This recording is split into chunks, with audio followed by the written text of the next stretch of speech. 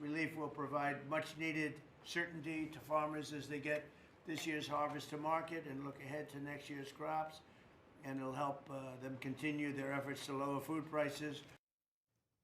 Well, President Donald Trump there announcing earlier this month our nation's farmers will see a burst of money, and there's a deadline coming up quick, though. The Farmers Bridge Assistance will provide $11 billion worth of one-time payments to farmers with row crops. An additional $1 billion will go toward specialty crops. Friday is the last day to confirm your acreage. An Indiana corn farmer said today he's grateful for the help, but his sights are still set on trade policy and stable markets. WHAS 11's Alexandra Goldberg's in southern Indiana.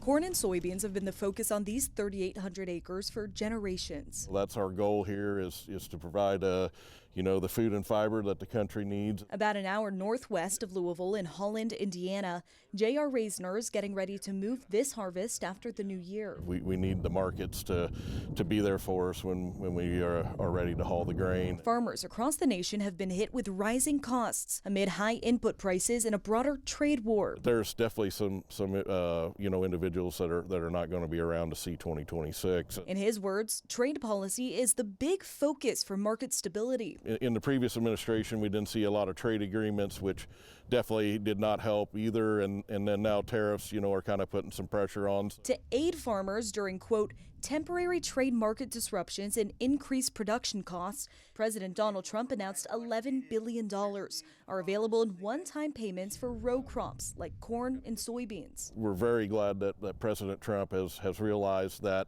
there is definitely some hardships and some pretty tough times in the ag world. His announcement came on December 8th, but this year-end burst of money for farmers has a deadline coming quick. Eligible farmers should confirm with the USDA their acreage is accurate by Friday and get their money by the end of February. Kentucky Governor Andy Beshear responding to a question about the aid earlier this month. I'm happy that any amount of money is going towards them, but what this president's trade policy is doing is eliminating entire markets that may never come back. Reisner wants more market access, saying moving grain out of the country is important. We want to make sure that we're still keeping pressure on the administration to get these trade deals done. He says he's cautiously optimistic for 2026, and he's waiting to see how much farmers will cash out with those bridge payments. In Holland, Indiana, Alexandra Goldberg, WHAS 11 on your side. At this point, the government has not announced the dollar per acre payout, but Reisner says the limit is $155,000 per entity. USDA says commodity-specific payment rates will be released by the end of the month.